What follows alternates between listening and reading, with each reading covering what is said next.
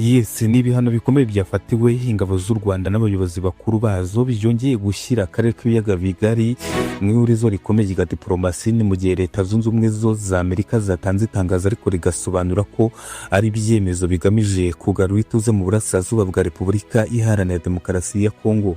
Guverinoma y'u Rwanda yo ishimangira ko ibyo byemezo bidashingiye mu kuri kw'ibimaze imyaka myinshi bibera muri Repubulika Iharanira Demokarasi ya Congo.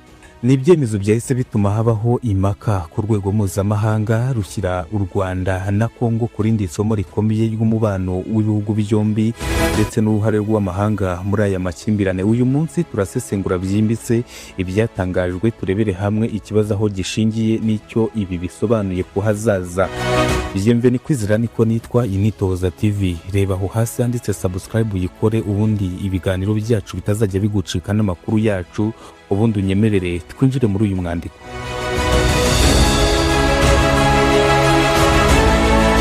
Intambara n'umutekano muke mu burasirazuba bwa Repubulika Iharanira Demokarasi ya Congo ntabwo ari ikibazo cyatangiye ejo cyangwa uyu munsi, oya, n'amakimbirane amaze imyaka irenga 30 arimo imitwe yitwaje intwaro itandukanye irimo umutwe wa FDLR u Rwanda rushinja kuba ugizwe n'abasize bakoze jenoside yakorewe abatutsi mu 1994 mu ntara ya Kivu y'Amajyaruguru ndetse n'iy'Amajyepfo.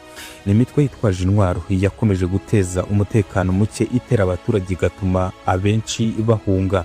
U Rwanda rumaze igihe ruvuga ko umutekano warwo uhungabanywa n'iyo mitwe ikorera hafi y'uwo mupaka warwo. Ibihano bya Leta Zunze Ubumwe za Amerika byasohotse ku itariki 2 Werurwe 2026 muri Leta Zunze Ubumwe za Amerika zatangaje ibihano ku ngabo z'u Rwanda RDF no kuri bamwe mu bayobozi bakuru bakomeye bazo. Amerika ivuga ko ibi bihano bigamije gushyigikira inzira y'amahoro no gukumira ibikorwa bishobora kongera intambara mu burasirazuba bwa Repubulika Iharanira Demokarasi ya Congo. Ku rwego rwa Diporomasi, ibihano nk'ibi bishobora kuba harimo guhagarika imikoranire ku bya gisirikari, gufata imitungo iri mu mabanki muri Amerika no gukumira ingendo ku bayobozi abo bireba. Ibi byahise bihinduka inkuru ikomeye ku rwego mpuzamahanga ko ibisubizo bya guverinoma ya Kigali nayo yahise itera agakaramu ku nyandiko. Mu itangazo ryasohotse rivuye i Kigali, guverinoma y'u Rwanda yatangaje ko ibyo bihano bidashingiye mu kuri nta kuri kurimo. U Rwanda ruvuga ko ibyemezo byafashwe hashingiwe ku ruhande rumwe rwonyine, ibyaha byitiriwe RDF bidafite ibimenyetso bifatika. Uruhare rwa FDLR mu guhungabanya umutekano rutavugwa uko bikwiye. U Rwanda rwasobanuye ko inshingano za mbere z'ingabo z'u Rwanda ari ukurinda ubusugire bw'umutekano w'igihugu kandi ko rutazigera rwemera ko umutekano warwo uhungabanywa.